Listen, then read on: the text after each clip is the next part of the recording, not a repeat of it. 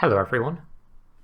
This is going to be the start of a breakdown of Shoe is Hot, a team I made for the BAMZOOKi World Championship, which was a competition hosted by Platypus and Devil Panda 555. If you haven't seen it already, do check it out. It's a great watch and there might be some spoilers in this video. There's a lot of things I want to cover, so in this video I'll go over the team as a whole, as well as the zooks' primary roles, and in future videos we can look at the zooks' individual designs in more detail. But before we dive in, I want to go over the competition rules. They're important to bear in mind when thinking about team design, and I'll be referring to them throughout the team breakdown.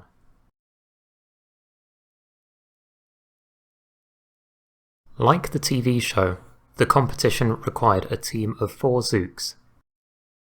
The team has to win a best of 3 contests against another team, each contest requiring 1 zook.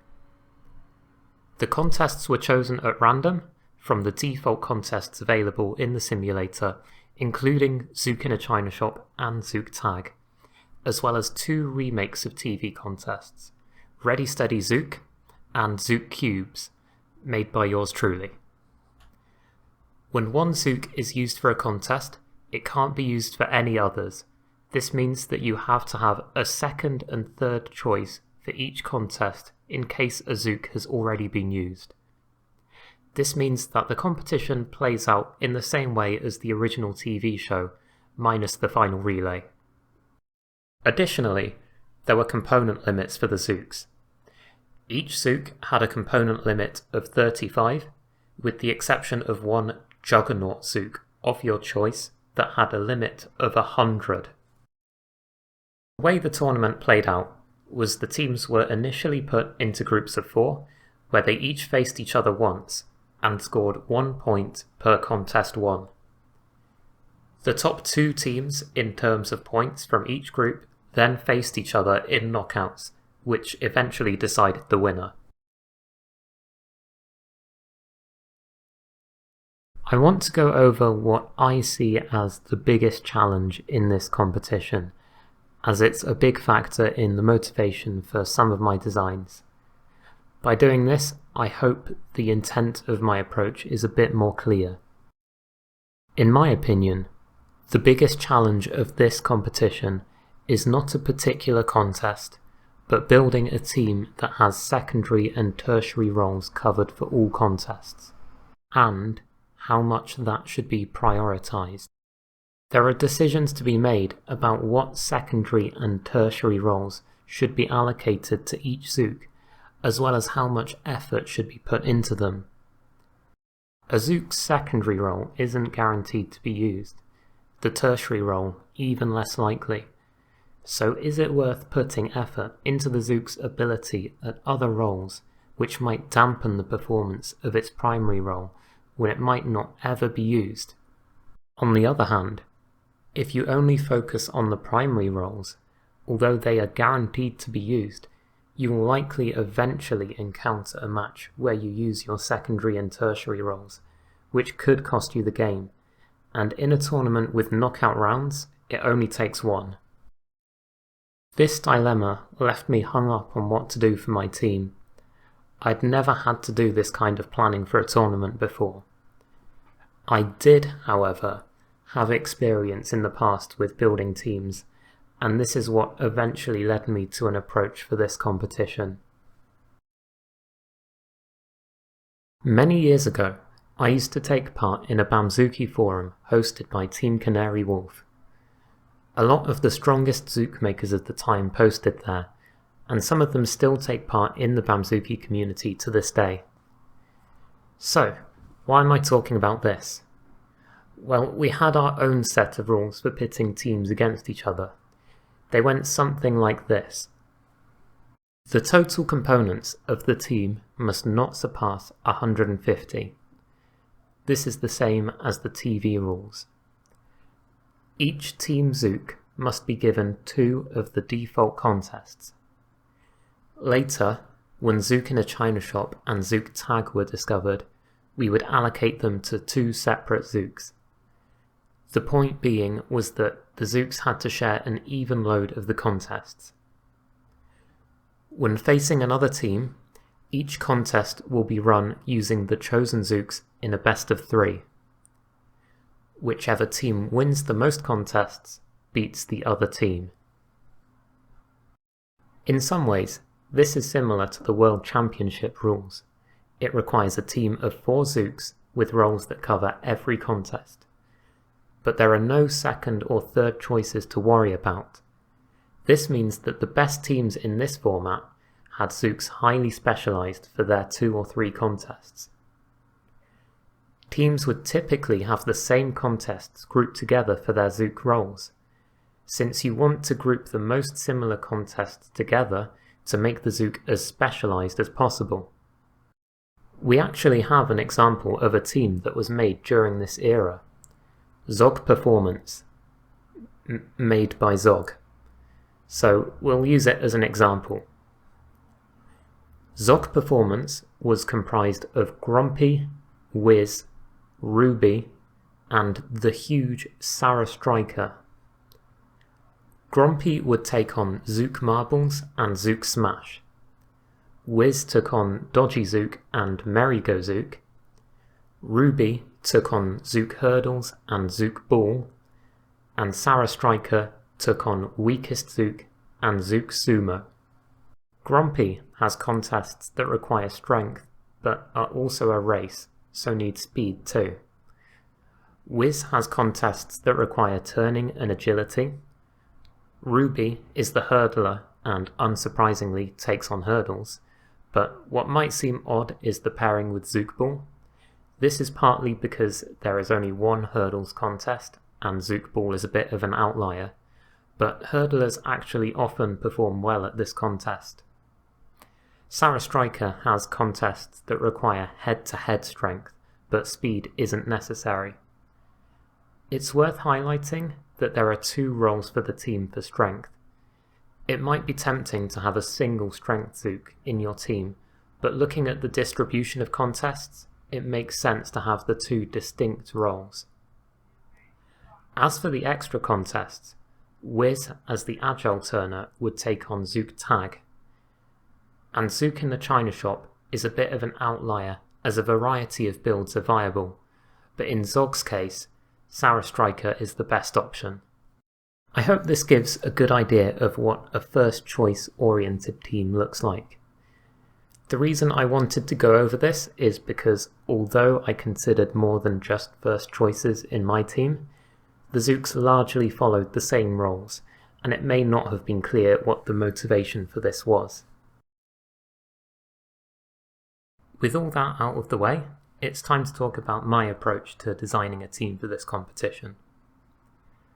First, I mentally designed first choice oriented zooks, as if they were for the old forum rules. I then made their designs more well-rounded. This could be making a slow, strong zook faster, or improving a fast zook's turning. It's at this point that I would actually build them. I then tested them to find out what is the best fit for second and third choices. Yes, that means I didn't even know what the second choices would be when I initially made the zooks.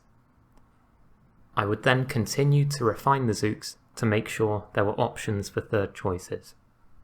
It might seem odd to initially not even consider the second and third choices, but doing it this way has a few advantages. One is that you don't have too many things to consider when building the zooks. The more simultaneous requirements you have, the more likely you are to fail at least one of them. Another more personal benefit is that I had experience building zooks like this, so it played to my strengths. By building them initially with only first choices in mind, I made first choices a priority.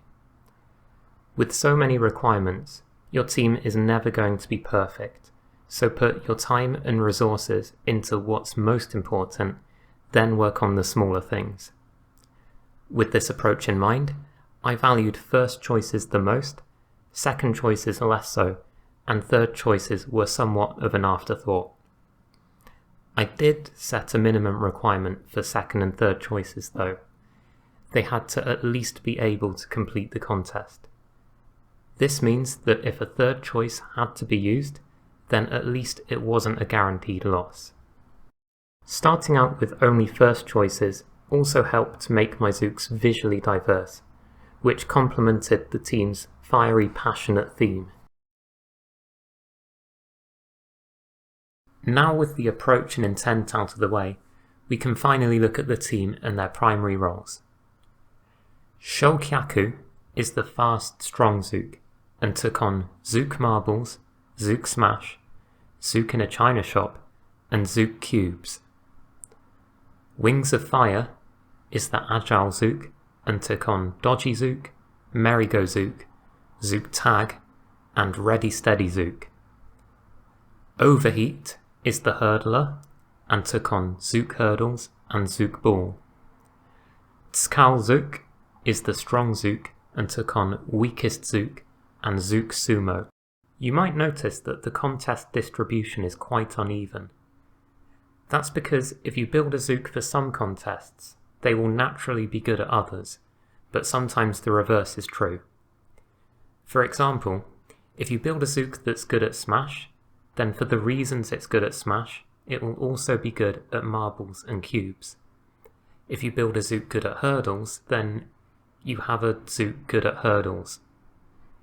There is value in having a more even spread of contests, as you would have a better chance of your first choices being used in the second and third contests.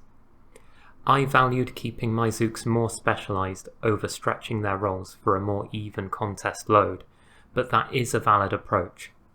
As for the custom contests, Shokyaku is the natural choice for Zook Cubes, as it's another contest where the zook has to run to the other end of the table with some heavy things in the way.